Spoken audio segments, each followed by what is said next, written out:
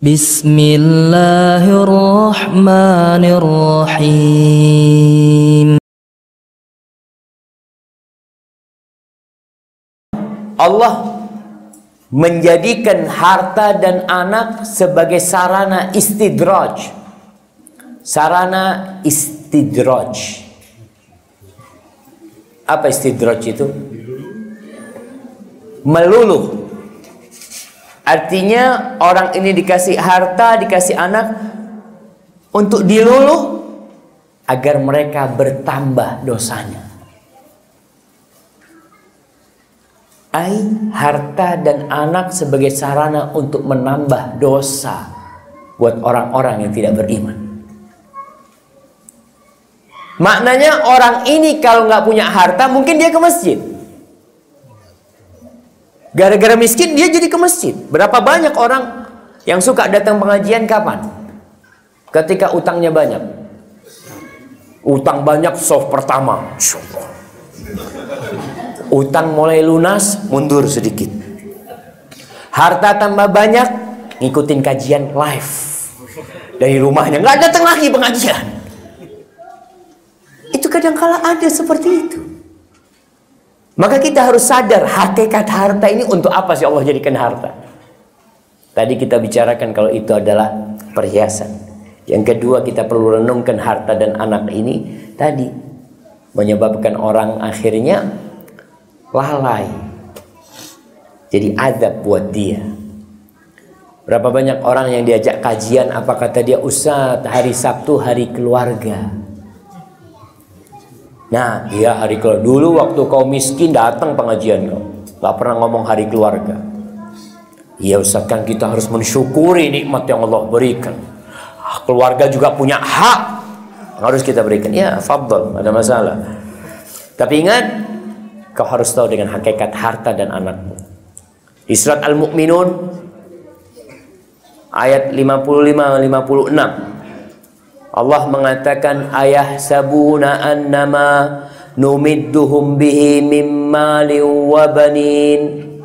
Apakah mereka mengira dengan kita memberikan kepada mereka harta dan anak yang banyak, nusari'u lahum fil khairat, itu adalah karunia kebaikan-kebaikan yang Allah berikan kepada mereka? Balla yash'urun. Mereka nggak sadar. Mereka tidak merasa kalau itu adalah luluhan dari Allah agar mereka bertambah dosanya. Kemarin ada yang bertanya, dia mengatakan, Ustadz, katanya orang kalau minta jabatan itu nggak akan dibantu sama Allah, akan diserahkan kepada dirinya. Tapi ana melihat sebagian orang pejabat-pejabat yang mereka minta, tapi kok kayaknya hidupnya enjoy aja, Ustaz, kata dia. Nah, bisa jadi masuk di sini. Mereka tidak sadar bahwasanya yang Allah berikan kepada mereka itu, mereka pikir ini adalah kenikmatan yang Allah berikan kepada kita. Tak sadar kalau itu adalah luluhan dari Allah. Agar apa? Agar bertambah dosa, agar bertambah banyak kemaksiatannya. Karena peringatan-peringatan dari Allah membuat orang sadar. Orang tabrakan, orang sakit, masuk rumah sakit, paling tidak di situ akan sadar. Tapi kalau dibikin enak terus, badan sehat terus, Masya Allah. Ada yang istilahnya duitnya sampai nggak ada nomor serinya sudah, Masya Allah. Kita kadang-kala itu bicara nomor seri itu bicara uang dolar, jamaah. Ana baru tahu kenapa orang bicara nomor seri. Ternyata kalau tukar dolar itu dilihat nomor serinya. Oh, pernah kita tukar rupiah ketika umroh dilihat nomor serinya sama money changer yang ada di Medina? Nggak ada. Tapi kalau dolar dilihat, nah itu kita lihat. Orang-orang yang ketika duitnya tidak ada nomor serinya mungkin disebut tadi, dan dia merasa aku berbuat kayak gini kayak gitu nggak ada masalah. Nah, ketahuilah itu adalah luluhan dari Allah Subhanahu wa taala. Qatadah Ibn Da'amah As-Sadusi ketika mentafsirkan ayat ini di surat Al-Mu'minun, dia mengatakan mukira wallahi bil qaum Demi Allah mereka itu dimakar.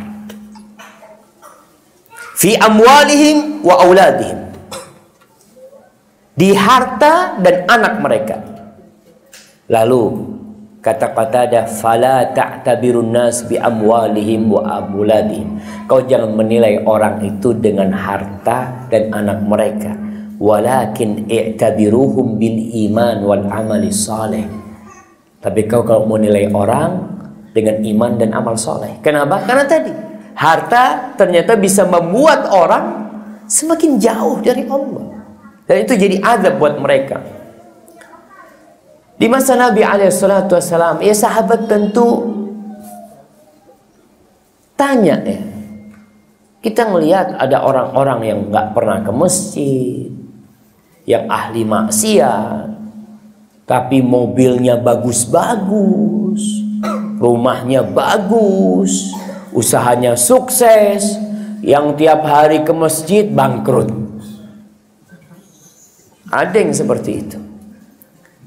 Lalu Nabi SAW mengatakan kepada sahabatnya, "Idza ra'aitallah yu'til 'abda 'ala ma'asihi ma yuhibbu." Kalau engkau melihat Allah memberikan nikmat kepada seseorang dalam kondisi dia berbuat maksiat. Soalnya kan kita tahu ayat, barang siapa bertakwa kepada Allah, yaj'al lahu makhrajan. Allah akan kasih jalan keluar. Wa yarzuqhu min haitsu la yahtasib. Allah akan kasih rezeki dari arah yang tidak disangka-sangka. Nih orang nggak pernah sholat, rezekinya dari arah yang tidak disangka-sangka terus. Terus gimana sih? Sedangkan anak yang sholat, aduh, gaji aja Ustaz. Gaji akhir bulan dipotong lagi. Dia benar-benar tahu dengan rezeki dia yang tiap bulan, tapi sebenarnya ada rizki selain itu yang lebih besar dari sekedar harta. Bukan cuma duit harta itu. Makanya tadi kita sampaikan, iman itu sebenarnya rizki yang lebih besar daripada harta.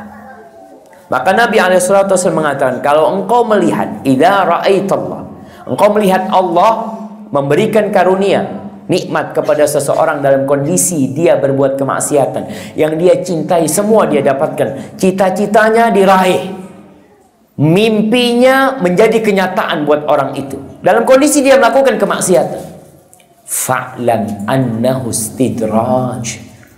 Ketahuilah kalau itu istidraj. Apa istidraj? Diluluh tadi itu.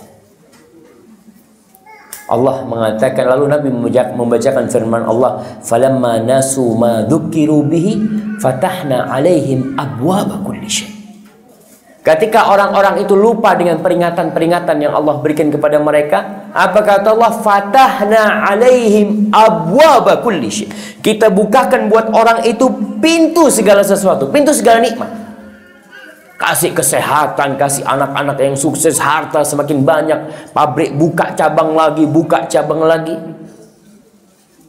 Setelah itu selesai,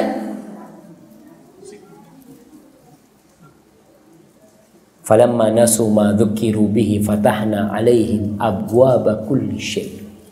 Hatta idza farihu bima utu, sampai ketika mereka gembira dengan harta mereka, gembira dengan kesuksesan mereka, gembira dengan segala yang dicapai oleh mereka, apa kata Allah? Akhadnahum baghtah fa idzahum mublisun. Di situ kita cabut nyawanya tanpa persiapan dia. Kalau dicabut nyawa dalam kondisi orang ini sakit, masih ada kesempatan tobat. Orang sakit kan akhirnya, ya Allah, iya ya. Tapi ketika Allah cabut nyawanya dalam kondisi dia naik mobil mewahnya, tabrakan mati, selesai. Dan itu yang menakutkan jamaah. Makanya di surat Nuh ayat 22 kita sebutkan tadi ayat itu. Itu orang-orang kaumnya Nabi Nuh. Apa kata Nabi Nuh? Wattaba'u man lam yazidhu maluhu wa waladuhu illa khasar. Itu orang-orang kecil itu mengikuti orang-orang kaya, orang-orang terhormat, pejabat-pejabat, tokoh-tokoh, yang orang-orang ini dengan harta dan anaknya semakin merugi sebenarnya. Kenapa? Tadi Hartanya tidak dibelanjakan di jalan Allah. Kalau orang ini miskin, dia nggak bisa ke klub-klub malam.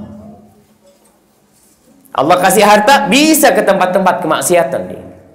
Artinya hartanya jadi azab buat dia.